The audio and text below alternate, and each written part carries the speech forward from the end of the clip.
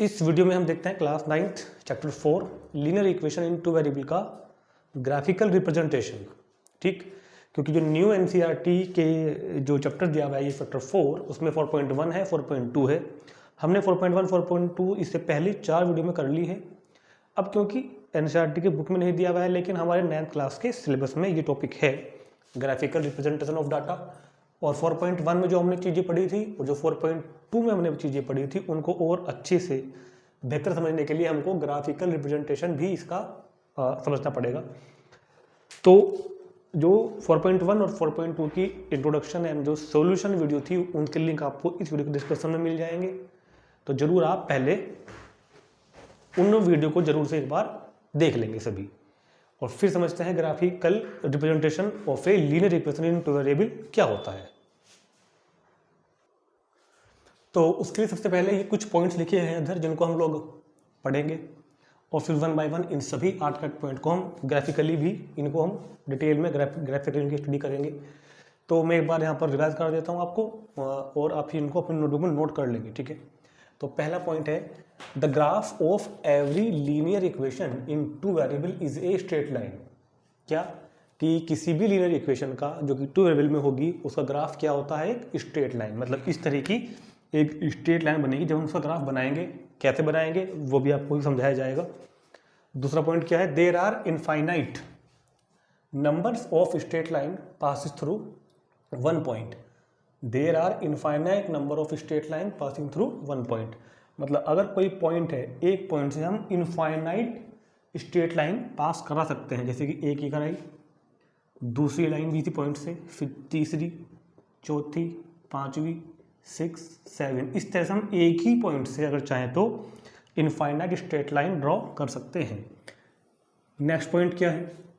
A linear equation in two variable has infinitely many solution. ये हमने आपको 4.2 में ही बताया था, और अभी आपको इस बात को हम ग्राफ बना के समझाएंगे कि linear equation in two variable के इनफाइनाइटली सॉल्यूशन होते हैं। Number 4, every point on the graph of linear equation in two variable is a solution of the linear equation. क्या मतलब है बात का? कि every point on the graph of linear equation in two variable, linear equation in two variable के graph पर जो भी पॉइंट होंगे वो सभी के सभी लीनियर इक्वेशन के सॉल्यूशन होंगे। अभी इसको हम आपको ग्राफ बनाकर भी समझाएंगे। And every solution of the linear equation in two variable is a point on the graph of linear equation. तो पहले आप इन 3 पॉइंट्स को नोट कर लें, क्योंकि ये ग्राफिकली समझ में आएगा, ऐसे यहाँ पर नहीं समझ में आएगा। और फिर क्योंकि मुझे यहाँ पर जगह चाहिए बोर्ड पर, तो इनको पहले आप नोट करेंगे, और फिर 1 बाय 1 इसको हम डिटेल में ग्राफ पर बनाकर समझते हैं। ठीक, तो पहले आप इन सभी पॉइंट्स को एक बार नोट जरूर कर लें।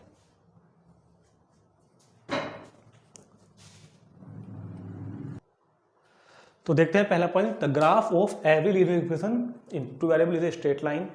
किसी भी लीनियर इक्वेशन का जो कि टू वेरिएबल में होगी, उसका जो ग्राफ होता है वो एक स्ट्रेट लाइन होता है। मतलब अगर हम कहें, अच्छा इस बात को हम एग्जांपल में समझते हैं और अच्छी से डिटेल में समझते हैं इस बात को। मान लीजिए हमारे पास एक linear equation in two variable ये है 3x + 4y - 12 = 0। तो the graph of every linear equation in two variable, किसी भी linear equation in two variable का ग्राफ अगर बनाओगे तो वो कैसा आएगा? स्ट्रेट लाइन आएगा। अब हम इसका ग्राफ बनाएंगे जो कि एक स्ट्रेट लाइन निकल के आएगा, और ग्राफ कैसे बनाते हैं वो भी समझ में आएगा आपको।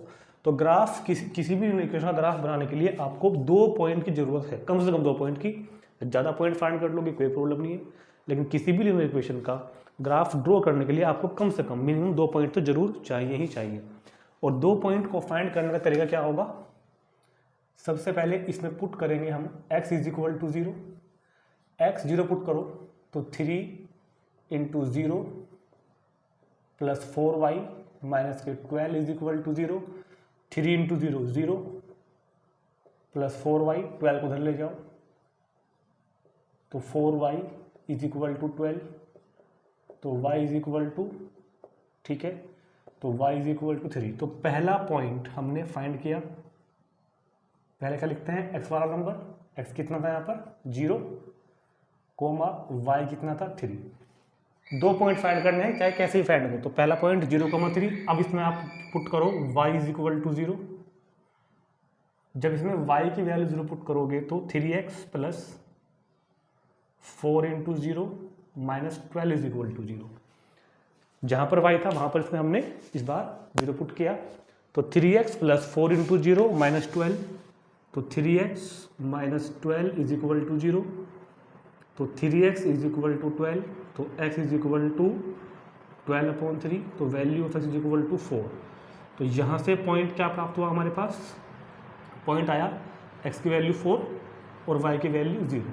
तो किसी भी linear equation in two variable का ग्राफ ड्रॉ करने के लिए पहले आपको 2 पॉइंट जरूर चाहिए, कम से कम 2 पॉइंट, 0,3 और पॉइंट 4,0। हो सकता है आपके टीचर्स ने आपको एक टेबल इस तरह बनाकर भी समझाया हो, कोई प्रॉब्लम नहीं, आप इस तरह टेबल बना के भी वैल्यूज निकाल सकते हैं कि x की वैल्यू अपने पास से रखो 1, 2 इस तरह से, और y की वैल्यू कोरस्पॉन्डिंग जो भी होंगी निकल के आ जाएंगी।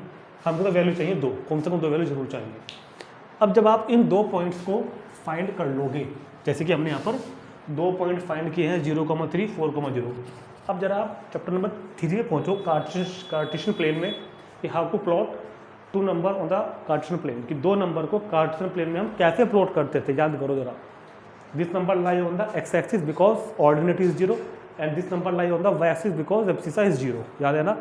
तो अब हम ग्राफ के पेपर में जाएंगे। सपोज कर लेते हैं कि ये हमारा ग्राफ का पेपर हो गया, इसमें हमने x axis x dash and y axis y dash draw किए हैं। ओरिजिन 0, 1, 2, 3, 4, 1, 2, 3, 4। क्योंकि मेरे पास जो नंबर आए हैं वो दोनों पॉजिटिव वाले ही आए हैं, तो मैंने पॉजिटिव वाले नंबर को यहाँ पर डिनोट किया है। नेगेटिव वाले आते तो फिर नेगेटिव वाले भी कर सकते थे। तो सबसे पहले बात करते हैं 4,0 कहाँ होगा। 4,0 x एक्सिस पे होगा 4 यूनिट डिस्टेंस फ्रॉम ओरिजिन।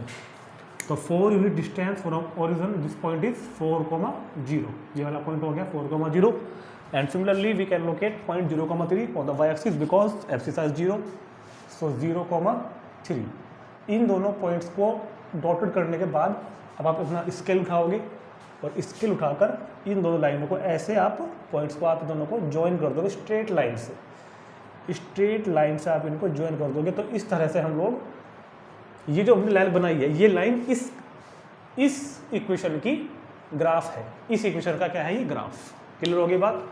ये इस इक्वेशन का ग्राफ है। इसको आप ग्राफ पेपर पर बना भी सकते हैं और इस तरीके से आप किसी भी लीनियर इक्वेशन इन 2 वेरिएबल या फिर 1 वेरिएबल का ग्राफ ड्रॉ कर सकते हैं। आपको 2 पॉइंट निकालने हैं, चाहे कैसे भी निकालो, जरूरी नहीं है कि x और y को 0 रखे ही निकालो। 1, 2, 3, 4 कुछ भी लेके 2 पॉइंट निकाल सकते हैं। तो इसलिए कहा था कि the graph of every linear equation in 2 variable in is a straight line, कि किसी भी लीनियर इक्वेशन का अगर हम ग्राफ बनाएंगे तो वो हमेशा एक स्ट्रेट लाइन ही बनकर आएगा। तो ये हमने आपको पॉइंट नंबर 1 यहाँ पर समझाया है कि क्यों स्ट्रेट लाइन का ग्राफ, लीनियर इक्वेशन का ग्राफ स्ट्रेट लाइन के क्यों होता है। ठीक है, अब पढ़ते हैं पॉइंट नंबर 2। आप अपनी नोटबुक में देखें, यहाँ भी देख सकते हैं आप सामने। तो पॉइंट नंबर 2 कहता है कि there are infinite number of straight line passes through 1 point. There are infinite numbers of straight line passing through 1 point. तो इसको एक्सप्लेन करने के लिए पहले मैं एक काम करता हूँ कि फिगर रहने देता हूँ, ये नोट कर लो, इसको फिर मैं यहाँ से रब कर दूंगा अभी। चलो, तो there are infinite number of straight line passing through 1 point.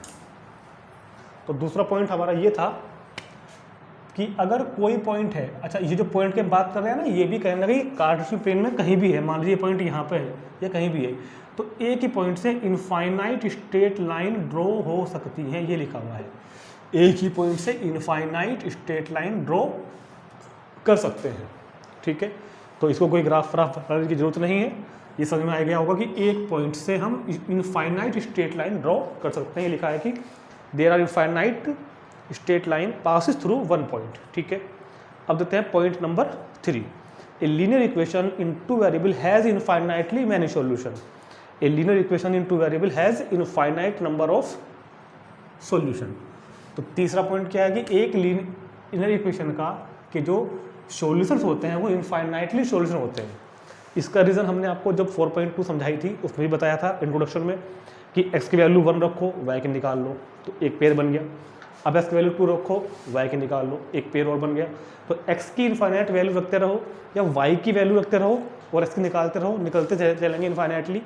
तो इसलिए एक लीनियर इक्वेशन इन 2 वेरिएबल का इनफाइनाइट सॉल्यूशन होते हैं। दूसरा, ग्राफिकली समझते हैं इसी बात को। सपोज ये कोई स्ट्रेट लाइन है, सपोज ये कोई जो इन्हें बनाया ना अभी ये वाला linear equation in two variable 3x plus 4y - 12 का ग्राफ ये रहा, ये हमने बनाया है अभी, जो हमने उधर बनाया था 4, 0, 0, 3। तो क्या इस लाइन पर ये पॉइंट भी इस लाइन पर ही है और ये पॉइंट भी इस लाइन पर ही है? और अभी मैंने जब आपको एक बार y0 रख के x फाइंड किया था और एक बार x0 रखकर हमने अभी थोड़ी देर पहले y फाइंड किया था, जब हमने इस लाइन को ड्रॉ किया था। तो पॉइंट क्या बन के आया था इधर से, एक तो 4, 0 ये वाला, और एक पॉइंट क्या बन के आया था 0,3 ये वाला। तो ये 2 पॉइंट आए इस लाइन के ऊपर। तो मैं पूछता हूँ आपसे कि क्या इस लाइन पर बस ये 2 ही पॉइंट हैं और कोई पॉइंट इस लाइन पर नहीं है क्या? देखो, इस लाइन पर इनफाइनाइट पॉइंट मौजूद है। एक्चुअल में लाइन जो है वो इनफाइनाइट पॉइंट को ज्वाइन करके ही तो बनती है।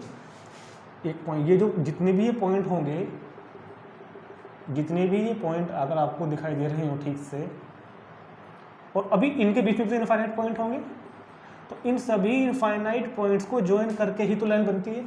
और ये सारे ही सारे पॉइंट इसी फॉर्म के होंगे, ऑर्डर पेयर के रूप फॉर्म के, कि एक एब्सिसा होगा, एक कोऑर्डिनेट होगा। क्योंकि याद करो, जो पॉइंट यहाँ होगा वो कैसा होगा, प्लस प्लस वाला, क्योंकि फर्स्ट क्वाड्रेंट चल रहा है, प्लस प्लस वाला।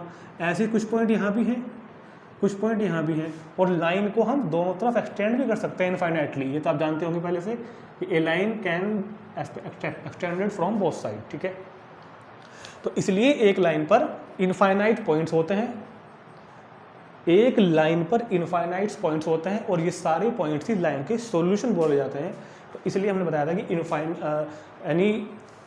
Any equation, linear equation of two variable have infinite number of solution. इसके इनफाइनाइट नंबर्स होते हैं सॉल्यूशन के, ठीक। पॉइंट नंबर 4 पढ़ेंगे। एवरी पॉइंट, ये पॉइंट भी कहीं ना कहीं यही वाला पॉइंट समझाया जा रहा हूँ दोबारा से। Point number 4, every point on the graph of linear equation in two variable is solution of the linear equation. मतलब क्या है कि every point lie on the graph of A linear equation in two variable is the solution of this.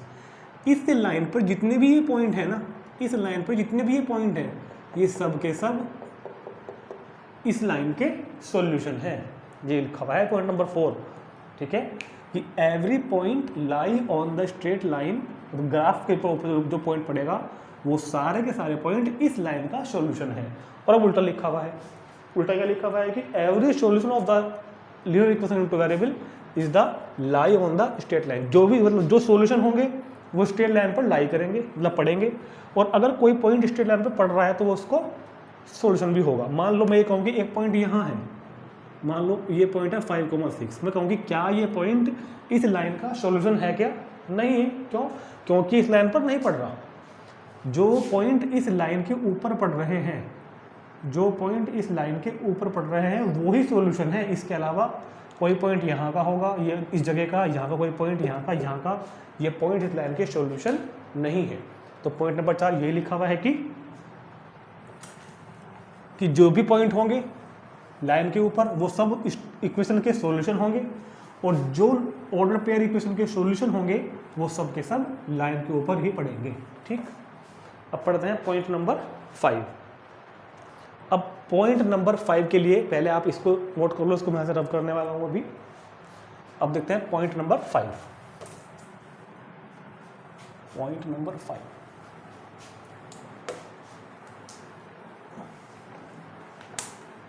ये बातें note कर लेना, ये कई बार एग्जाम में आ जाती हैं। जो मैं अभी आपको पॉइंट नंबर 5 समझा जाएगा कि equation of x axis is y is equal to 0। Equation point number 5 है, ये लिखा हुआ भी आपके पास। Equation of x axis is y is equal to 0 और equation of y axis is x is equal to 0। याद रखना, जो हमारे ये दोनों एक्सिस होते हैं ना, एक्स एक्सिस और वाई एक्सिस, इसकी जो इक्वेशन होती है, क्योंकि ये भी तो स्ट्रेट लाइन ही है, और स्ट्रेट लाइन जो होती है उसकी इक्वेशन किस फॉर्म की होगी? ax plus B Y plus C is equal to 0 की फॉर्म की होगी। यह बात हमने आपको 4.1 में समझाई थी कि अगर linear equation in two variable का ग्राफ बनाओगे तो वो कैसा आएगा, स्ट्रेट लाइन। और स्ट्रेट लाइन की इक्वेशन कैसी होती है, इस फॉर्म की। तो ये जो दोनों लिखी हुई है y इज इक्वल टू 0 और ये लिखी हुई है x इज इक्वल टू 0। अगर हम चाहें तो y इज इक्वल टू 0 को ऐसे लिख सकते हैं ना, 0 into x plus 1 into Y plus 0 is equal to 0। बहुत ध्यान से देखो, बहुत ध्यान से। 0 को एक्स के मल्टीपल 0 लिया है, y की मल्टीप्लाई में 1 और 0 का, ताकि a x plus B Y plus C is equal to 0 की फॉर्म में बन जाए। और दूसरे वाली में 1 into x plus 0 into Y plus c, यानी कि 0 इज इक्वल टू 0। तो हम x इज इक्वल टू 0 और y इज इक्वल टू 0 को भी ए एक्स प्लस बी प्लस सी के रूप में लिख सकते हैं। तो याद रखना, x एक्सिस की इक्वेशन होती है y इज इक्वल टू 0 और y एक्सिस की इक्वेशन होती है x is equal to 0। x axis की equation y is equal to 0 और y एक्सिस की equation x is equal to 0। अब देखते हैं पॉइंट नंबर 6। पॉइंट नंबर 6 है equation of line parallel to, equation of line parallel to y axis, parallel to y axis. जो line parallel to y axis होगी उसकी equation होगी x is equal to c, और जो line parallel to x axis होगी उसकी equation होगी कितनी, y is equal to c. अब जरा इन बातों को समझते हैं जरा ध्यान से, एक मिनट के लिए, ठीक। तो जरा याद करो, जब हमने आपको समझाया था 4.1 में कि linear equation in one variable को हम linear equation in two variable में भी लिख सकते हैं। तो ज़रा ध्यान से समझो, अगर कोई चीज़ ऐसी लिखी हुई है ना, 2x plus 3 is equal to 0, तो फिलहाल ये linear equation in one variable है। x की वैल्यू क्या आएगी इससे निकल कर, माइनस के 3/2। x की वैल्यू क्या आएगी यहाँ से, माइनस 3/2, ठीक। तो अगर हम इसको लोकेट करना चाहें ना, तो ये हो गया कितना, -1, ये हो गया कितना, -2, और बीच में कितना हो जाएगा, माइनस का 1.5, क्योंकि माइनस से 3/2। तो x is equal to minus 3/2 only एक पॉइंट है, क्या है, सिर्फ एक पॉइंट। लेकिन अगर हम इसी चीज़ को पहले linear equation in two variable में शो करें, ऐसे 0 इंटू वाई लिखने के बाद, ठीक। और देखो इसका ग्राफ तो ये है, अगर कोई आपसे कहता है कि इसका ग्राफ बनाओ तो वो तो ये है। अगर 2x plus 0y plus 3 is equal to 0 का, अगर इसी को लीनियर इक्वेशन द्वारा देखते हैं, अगर linear equation in one variable में बात करें, तब तो केवल ये इतना कि पॉइंट को हाईलाइट कर दो कि पॉइंट ये है। लेकिन अगर इसको linear equation in two variable में लिखे, 0 को मल्टीपल में लेके, और तब इसका कोई ग्राफ बनाने के लिए हमसे कहे, तो अब इसका ग्राफ बहुत ध्यान से देखना है आपको, ऐसे बनेगा। कैसे बनेगा, ये -1, ये -2, और वैल्यू तो यहाँ से भी x की यही निकल के आएगी, वैल्यू तो अब भी यही निकल के आएगी ना, और पॉइंट ये कितना हो गया, माइनस के 3/2। तो अब आप इस पॉइंट से एक लाइन ऐसे ड्रॉ कर दोगे। तो ये अगर इक्वेशन ऐसे लिखी हुई है, तब तो इसका ग्राफ है इस तरह से, वन वेरिएबल में। ये ग्राफ कैसे है, वन वेरिएबल में। और ये जो ग्राफ है ये कैसे है, टू वेरिएबल में। ये ग्राफ कैसे है इस इक्वेशन का, टू वेरिएबल में, ठीक है। अगर कोई हमसे कहे कि y -5 इज इक्वल टू 0 का ग्राफ बनाओ, y इज इक्वल y -5, तो पहले यहाँ से y की वैल्यू क्या आ जाएगी, 5। अब देखो y इज इक्वल टू 5 कहाँ होता है, y इज इक्वल टू 1 2 3 4 5, इसे हटाओ इधर से।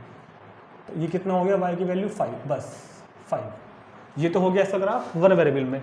और अगर इसी का ग्राफ हम इसको ऐसे लिखें, इसको ऐसे लिखें, 0 into x plus 1 into Y minus K 5 is equal to 0, तो वैल्यू अब भी y की 5 ही आएगी। मगर अब ग्राफ कैसे बनेगा, 5 पे जाएंगे, 1 2 3 4 5, इस पॉइंट को नोट करेंगे कितना, 0,5, और एक ऐसे लाइन ड्रॉ कर देंगे, ठीक है। तो इसलिए हमने बताया कि जो line x is equal to सी मतलब कॉन्स्टेंट है, कोई भी नंबर हो सकता है। अगर x इज इक्वल टू सी है तो लाइन होगी पैरेलल टू y एक्सिस। देखो ध्यान से, x इज इक्वल टू सी, ये तो बनाई थी थोड़ी देर पहले हमने। अगर लाइन हमारे पास x इज इक्वल टू सी है, तब तो वो होगी y एक्सिस के पैरेलल। और अगर line y is equal to c, यानी कि कॉन्स्टेंट कोई भी, अगर y is equal to c की फॉर्म की है, तो वो लाइन कैसी होगी फिर हमारी एक्स एक्सिस के पैरेलल। देखो लाइन एक्स एक्सिस के पैरेलल है ना, ठीक। और थोड़ा ध्यान से समझते हैं, पहले इसको नोट कर लो एक बार, इसको नोट करो पहले, दोबारा देखते हैं। अगर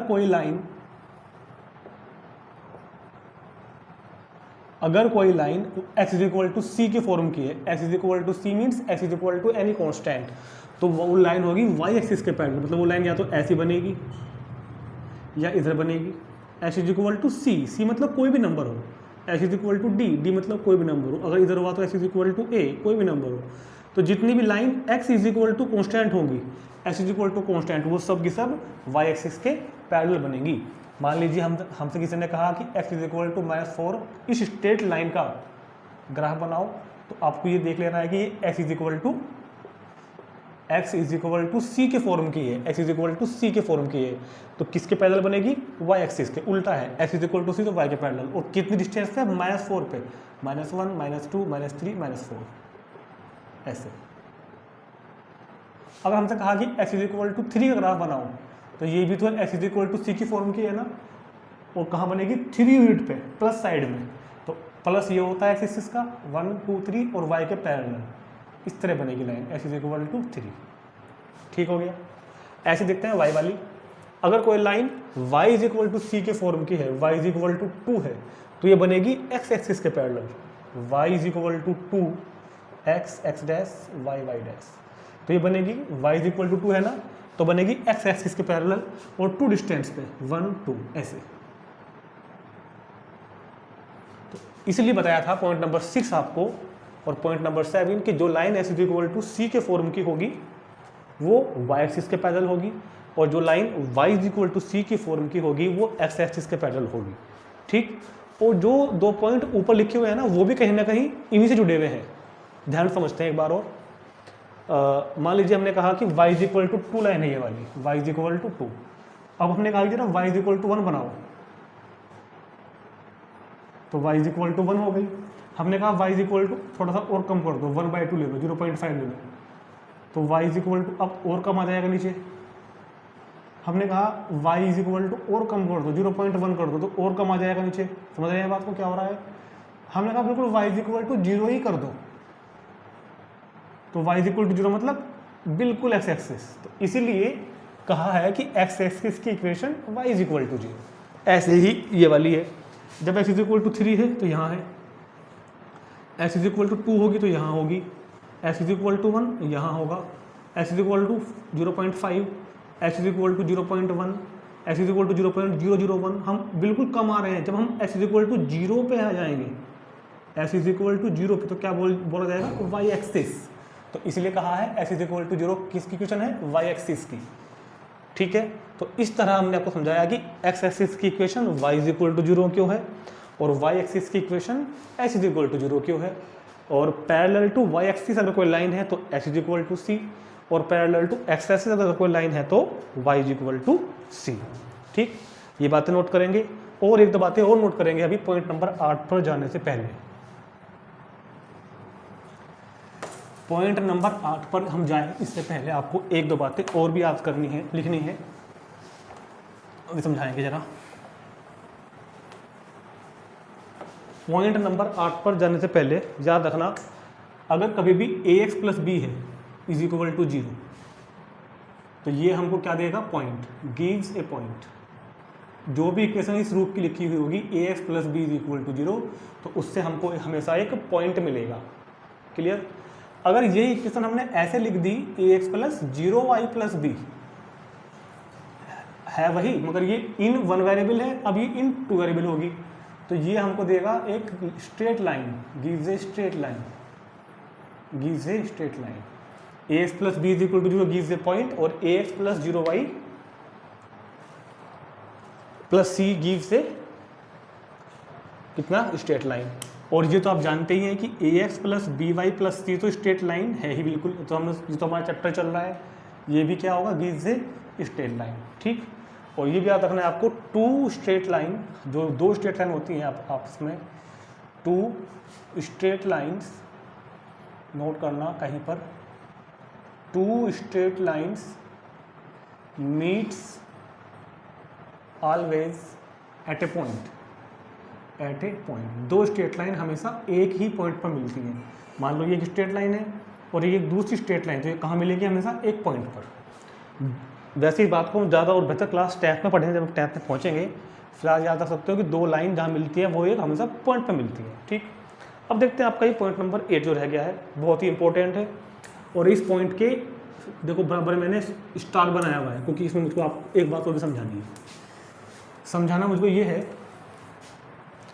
कि अगर कोई लाइन इस फॉर्म की है, y is equal to m x, ठीक है, ये लिखा है ना, y is equal to m x, an equation of the form y is equal to m x represent a line passing through the origin. मतलब जो line y is equal to m x की form की होगी वो हमेशा origin से पास होगी।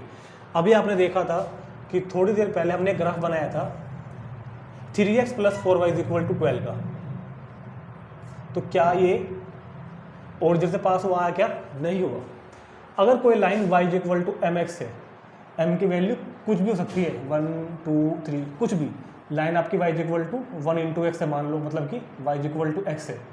अगर लाइन आपकी y is equal to x है, ये कैसे आया? x इज इक्वल टू 1 लेने पे। अगर हम इसकी वैल्यू 2 लेंगे तो लाइन क्या आएगी? y is equal to 2x।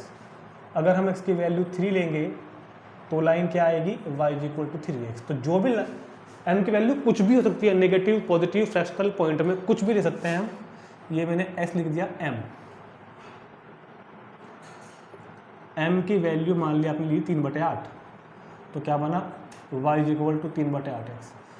तो हम क्या बता रहे हैं कि y is equal to m x, y is equal to m x, y is equal to m x, y is equal to m x की जो भी इस फॉर्म की जो भी क्वेश्चन लिखी मिलेगी आपको, वो हमेशा ओरिजिन से पास होगी। वो हमेशा क्या होगी? ओरिजिन से पास होगी। यही लिखा हुआ है पॉइंट नंबर 8 में कि y is equal to m x plus c की फॉर्म की जो लाइन होगी वो हमेशा ओरिजिन से पास होगी, चाहे वो ऐसे आए चाहे वो ऐसे आए, ओरिजिन से ही होगी जाएगी।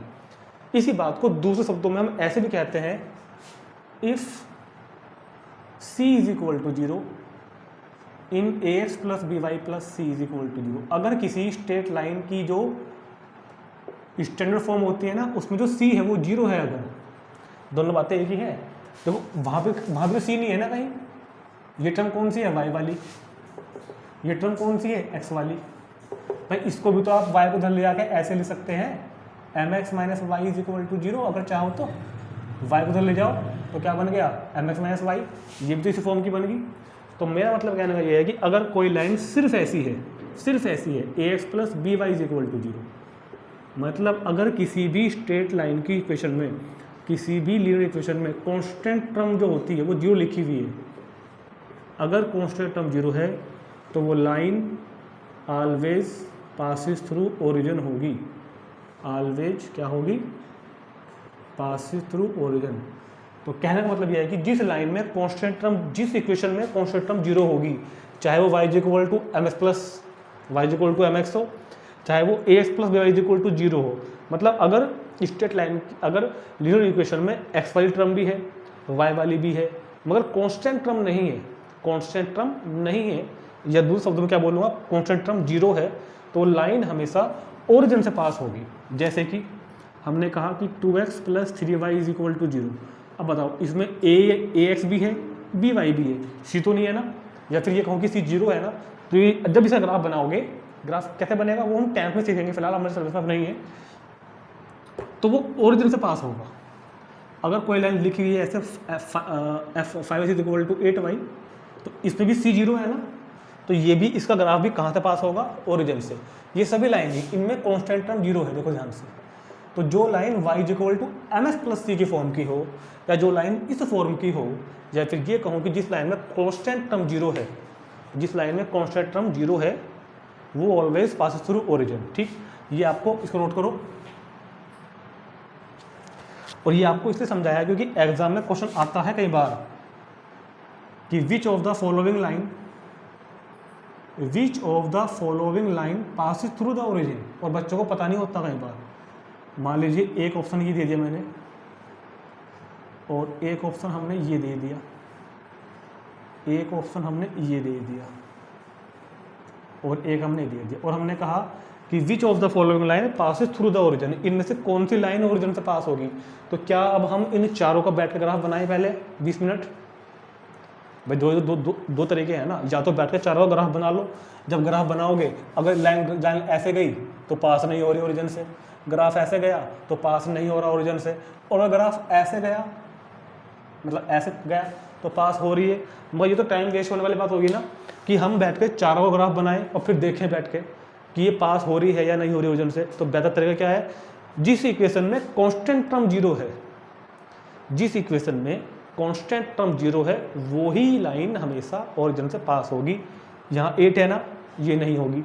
यहाँ 2 है, ये भी नहीं होगी। यहाँ 2/3 है, ये भी नहीं होगी। देखो थर्ड वाली में कांस्टेंट टर्म जीरो है, ax by c नहीं है, तो ये वाली लाइन पास होगी ओरिजिन से। तो ये हमने समझाया कि जिस इक्वेशन में कांस्टेंट टर्म जीरो हो वो हमेशा ओरिजिन से पास होगी। ठीक, तो ये हमने सभी 8 के 8 पार्ट कर लिए हैं। देखो इस वीडियो के बिना ये चैप्टर पूरा नहीं माना जाता। हमको जितना भी हमने समझा था solution, representation, linear equation, ax + b + c, सबकी ग्राफिकल नॉलेज हमको होनी जरूरी थी। ग्राफ कैसे बनाते हैं वो भी हमने आपको समझा दिया है पहले पॉइंट में। तो अब जाके चैप्टर हमारा पूरी तरह कंप्लीट हो गया है। तो इसी के साथ हमारा linear equation in 2 variable chapter आज कंप्लीट हो गया है। अब मिलेंगे आपसे नेक्स्ट वीडियो में, तब तक आप इसको अच्छे से पढ़ें और इस लेक्चर को, इस वीडियो को अपने फ्रेंड्स को ज़्यादा से ज़्यादा शेयर भी करें। ठीक है।